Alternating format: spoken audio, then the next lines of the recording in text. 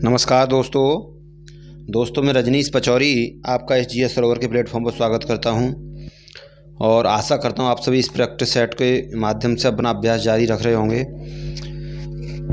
आज एक और प्रैक्टिस सेट आपके सामने जो विगत परीक्षाओं में प्रश्न पूछे गए उनका संकलन करके आपके सामने प्रस्तुत किया जा रहा है और उम्मीद है आप ये प्रैक्टिस सेट जो लगाने जा रहे हैं इसमें आप अच्छा स्कोर कर पाएंगे, अच्छा स्कोर करेंगे और देखेंगे कितने प्रश्न आपके सही जाते हैं वो कमेंट के माध्यम से आप बताएंगे और आप किस प्रकार के क्वेश्चन अपनी इच्छा अनुसार चाहते हैं वो भी आप अपने कमेंट के माध्यम से बताइए किस प्रकार के प्रश्न होने चाहिए। चलिए तो देखते हैं। अगला प्रश्न आपका स्क्रीन पर है और प्रश्न है एक्सला सापेल की संधि के संदर्भ में कौन सा कथन सत्य है। देखिए पिछली परीक्षाओं में पूछा गया है एक्सला सापेल की जो संधि हुई थी आपको जवाब देना है। 5 सेकंड का आपको समय दिया जाएगा और आप बताएंगे एक्सला सापेल की संधि जो हुई थी कब हुई थी। देखिए एक्सला सापेल की संधि जो थी वो आप देखेंगे किस सन में हुई थी, तो ये हुई थी 1748 में एक्सला सापेल की संधि हुई थी और इसके संदर्भ में कौन सा कथन सत्य है। प्रथम कर्नाटक युद्ध की समाप्ति हुई थी, दूसरा अंग्रेजों को पुनः मद्रास प्राप्त हुआ था, तीसरा है ए और बी दोनों सही हैं और चौथा है आपका इनमें से कोई नहीं। तो आपका यहाँ पर सही जवाब आपके अनुसार क्या होगा, तो देखेंगे यहाँ पर सही जवाब आपका होगा ऑप्शन सी। यहाँ पर ऑप्शन सी होगा। प्रथम कर्नाटक युद्ध समाप्त हुआ था 48 में ही और उस समय एक्सला सापेल की संधि हुई थी। दूसरा इसी संधि के माध्यम से अंग्रेजों को पुनः मद्रास जो उनके हाथ से निकल गया था वो प्राप्त हो गया था। चलिए अगला प्रश्न है। अगला प्रश्न स्क्रीन पर देखेंगे। सिक्किम का भारत में विलय किसने किया था। सिक्किम का भारत में विलय किया था यानी कौन सा गवर्नर था उस समय जब सिक्किम का विलय किया गया। ऑप्शन ए लॉर्ड हेस्टिंग्स ने, option B Lord William Bentinck ने, ऑप्शन सी लॉर्ड डलहौजी ने और ऑप्शन डी लॉर्ड ऑकलैंड ने। आपका जवाब 5 सेकंड में आपका जवाब आना चाहिए। उसके बाद वीडियो को पॉज करके देखेंगे, अपना जवाब सोचेंगे, बताएंगे। देखिए लॉर्ड डलहौजी जो थे, लॉर्ड डलहौजी 1848 में भारत में गवर्नर बनकर आए थे। 1848-49 में आए थे और लगभग ये 55-56 तक ये यहाँ भारत में रहे थे। बहुत सारे काम इस व्यक्ति ने किए थे जो हमारे लिए खराब रहे। कुछ व्यवस्थाएं जैसे रेल का प्रारंभ किया था वो हमारे लिए ठीक रहा फिलहाल, और उस समय भी ठीक रहा क्योंकि रेल का यातायात जब प्रारंभ हुआ तो हमारे देश में एक कोने से दूसरे कोने में व्यक्तियों का आपस में जुड़ाव हुआ और इसी प्रकार से आंदोलन जागृत हुआ, क्योंकि पहले से लोग एक दूसरे से जुड़ नहीं पाते थे, काफ़ी ये व्यवस्थाएं नहीं थी सफ़र की। तो ये ट्रेन से ये भी फ़ायदा हुई थी जो रेल इनने चलाई थी। तो सी यहाँ पर ऑप्शन होगा लॉर्ड डलहौजी, इसी ने सिक्किम का विलय किया था भारत में। अगला प्रश्न स्क्रीन पर। डिंडीगुल मैसूर में एक आधुनिक शस्त्रागार की स्थापना की थी। ऑप्शन ए नटराज ने, ऑप्शन बी हैदर अली ने, ऑप्शन सी देवराज ने और ऑप्शन डी टीपू सुल्तान ने। तो आपका जवाब क्या होगा आप बताइए। देखिए यहाँ पर ऑप्शन बी जो है वो सही होगा। हैदर अली दक्षिण भारतीय मैसूर राज्य के सुल्तान थे, दक्षिण भारत जो था उसके सुल्तान थे। और बचपन में जो नाम था हैदर अली का वो हैदर नायक था। क्या था, आप हैदर के आगे क्या जोड़ देंगे, नायक। हैदर नायक इसका नाम था। और आंग्ल मैसूर जो युद्ध हुआ था हैदर अली के समय में, प्रथम आंग्ल मैसूर युद्ध हुआ था, उस समय जो युद्ध हुआ था 1767 में। कब, 1767 में। और कब तक चला था, 1769 तक, 69 तक चला था। ये हैदर अली को इसमें हल्की सी सफलता मिली थी और उसके बाद दूसरा युद्ध जो हुआ था वो 1780 से 84 के बीच में हुआ था। 1780 से 84 के बीच में, और इसी दूसरे युद्ध में हैदर अली की मृत्यु हो गई थी 82 में, 1782 के आसपास। फिर उसके बाद टीपू सुल्तान ने कमाल संभाली थी, उनका पुत्र था टीपू सुल्तान। तो डिंडीगुल मैसूर में आधुनिक शस्त्रागार की जो स्थापना की थी वो हैदर अली ने की थी। अगला प्रश्न, जब औरंगजेब ने गोलकुंडा किले पर अधिकार किया उस समय गोलकुंडा का शासक कौन था? औरंगजेब ने जब गोलकुंडा किले पर अधिकार किया तो वहां का शासक कौन था? ये जवाब आप देखिए, आपको ये प्रश्न एक दिया जा रहा है, मैं इसका आंसर अभी नहीं बताऊंगा, कमेंट के माध्यम से आप मुझे जवाब देंगे, कमेंट के माध्यम से मुझे बताएंगे कि इसका सही जवाब क्या होगा। और आपको ये प्रश्न जवाब मैं नहीं बताऊंगा, आप देखें अपने हिसाब से बताएं, उसके बाद सही जवाब होगा तो मैं आपको इसका जवाब दूंगा, और आपका गलत होगा तो मैं सही जवाब बताऊंगा। इसका सही जवाब क्या होगा?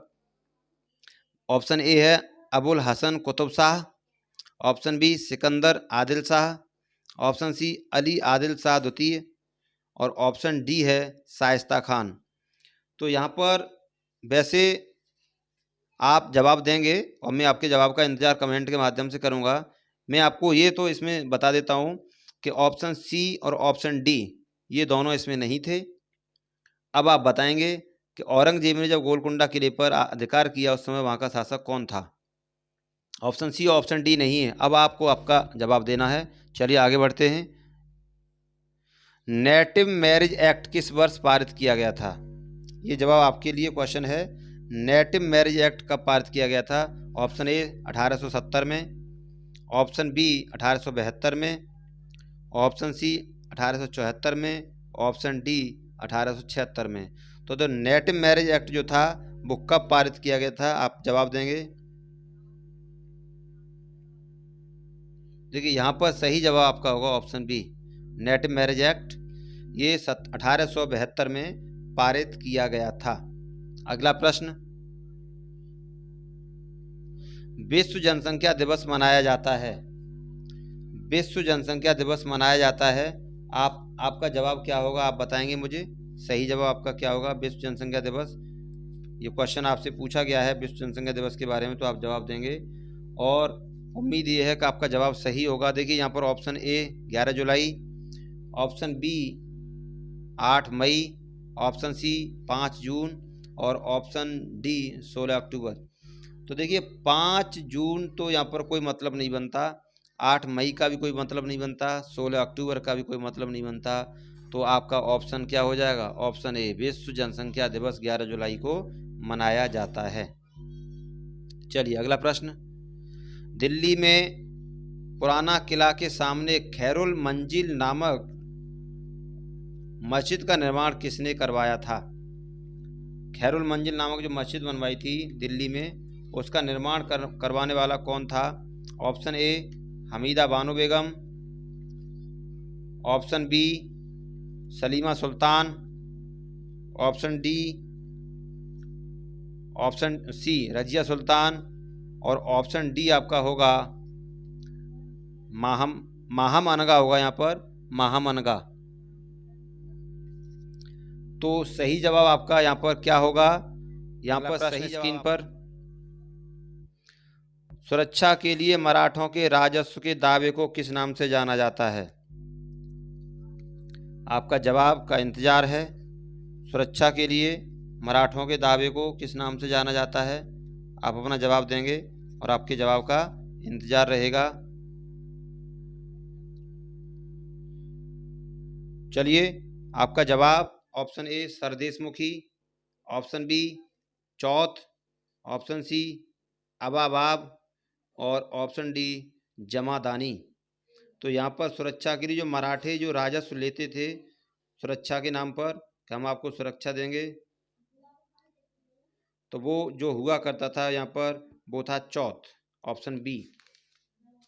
ऑप्शन बी चौथ है, ये जवाब यहाँ पर आपका सही होगा।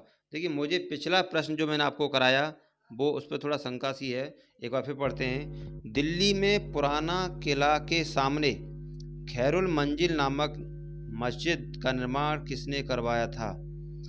हमीदा बानो बेगम, सलीमा सुल्तान, रजिया सुल्तान माहम अनगा होगा यहाँ पर, माहम अनगा। देखिए यहाँ पर सही जवाब आपका जो होगा वो ऑप्शन डी होगा, ऑप्शन सी वो ए नहीं होगा, ऑप्शन डी माहम अनगा यहाँ पर सही जवाब होगा। चलिए अगला प्रश्न देखते हैं। सर्वप्रथम संसदात्मक सरकार किस देश में आरंभ हुई थी? तो देखिए संसदीय व्यवस्था आपको पता है हमारे यहाँ कहाँ से अपनाई गई है, वो ऑप्शन ए है, ब्रिटेन से संसदात्मक प्रक्रिया ली गई है, तो वहीं ये प्रारंभ हुआ था। आगे चलेंगे। भारत की संविधान सभा की अंतिम बैठक कब हुई थी? ये मैं आपको थ्योरी के माध्यम से करा चुका हूँ। अंतिम बैठक जो हुई थी संविधान सभा की वो यहाँ पर ऑप्शन सी होगा, 24 जनवरी 1950 को। 24 जनवरी 1950 को संविधान सभा की अंतिम बैठक हुई थी, और इसी दिन आपने देखा है एक दिन पहले हुई थी और 26 जनवरी को फिर आपका संविधान लागू किया गया था। चलिए अगला प्रश्न देखेंगे। अगला प्रश्न क्या कहता है? और 26 नवंबर 1949 को संविधान को स्वीकार किया गया था। 15 अगस्त 1947 देश स्वतंत्र हुआ और 26 जनवरी 1950 को पूर्ण रूप से संविधान लागू हुआ। अगला, भारतीय संविधान सभा के उद्घाटन अधिवेशन की अध्यक्षता किसने की थी? देखिए क्वेश्चन को घुमा के पूछा गया है। उद्घाटन अधिवेशन क्या होता है? 9 दिसंबर 1946 को पहली बैठक हुई थी, 9 दिसंबर 1946 को, और डॉक्टर सच्चिदानंद सिन्हा इसके अध्यक्ष बने थे, तो यही उद्घाटन इन्होंने किया था। चलिए, और उसके बाद में 11 दिसंबर को दूसरी बैठक हुई थी, उसमें डॉक्टर राजेंद्र प्रसाद बने थे, वो स्थायी थे, ये अस्थायी थे डॉक्टर सच्चिदानंद सिन्हा। अगला प्रश्न, संविधान सभा का गठन कब हुआ? देखिए संविधान सभा का गठन हुआ था, ऑप्शन ए होगा, दिसंबर 1946 में संविधान सभा का गठन हुआ था, और उसके बाद में काम चालू हो गया था संविधान पर बनने पर। चलिए अगला प्रश्न देखते हैं। भारत को एक संविधान देने का प्रस्ताव संविधान सभा द्वारा पारित किया गया था। देखिए संविधान सभा द्वारा संविधान देने का प्रस्ताव जो पारित किया गया था वो सही ऑप्शन आपका ऑप्शन ए 22 जनवरी 1946, ऑप्शन बी 22 जनवरी 1947, ऑप्शन सी 20 जनवरी 1947, और ऑप्शन डी 24 जनवरी 1946। तो आपके जवाब का इंतजार है। भारत को एक संविधान देने का प्रस्ताव संविधान सभा द्वारा पारित किया गया था। कब पारित किया गया था? तो आप सही जवाब देंगे, कब पारित किया गया था?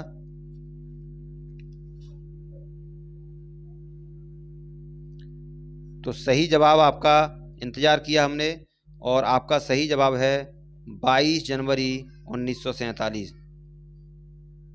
संविधान सभा को एक संविधान देने का प्रस्ताव संविधान सभा द्वारा पारित किया गया था 22 जनवरी 1947 को। अगला प्रश्न देखते हैं। संविधान सभा की प्रथम बैठक की अध्यक्षता किसने की थी? प्रथम बैठक की अध्यक्षता, देखिए क्वेश्चन को घुमा के पूछ लिया, उद्घाटन अध्यक्षता हो या प्रथम बैठक हो, वो डॉक्टर सच्चिदानंद सिन्हा थे। इन्होंने संविधान सभा की प्रथम बैठक की अध्यक्षता की थी, और ये अस्थायी थे और ये स्थायी थे फिर 11 को। भारत में संविधान के निर्माण में संविधान सभा को कितना समय लगा? देखिए सब जानते हैं 2 साल 11 माह 18 दिन का समय लगा था संविधान सभा को संविधान का निर्माण करने में। अगला प्रश्न देखेंगे स्क्रीन पर। भारतीय संविधान के निर्माण के समय संवैधानिक सलाहकार कौन थे? संवैधानिक सलाहकार जो थे वो ऑप्शन सी यहाँ पर सही होगा, BN राव संवैधानिक सलाहकार थे। डॉक्टर राजेंद्र प्रसाद संवैधानिक ये अध्यक्ष थे और BN राव इसके सलाहकार थे। अगला प्रश्न स्क्रीन पर देखेंगे।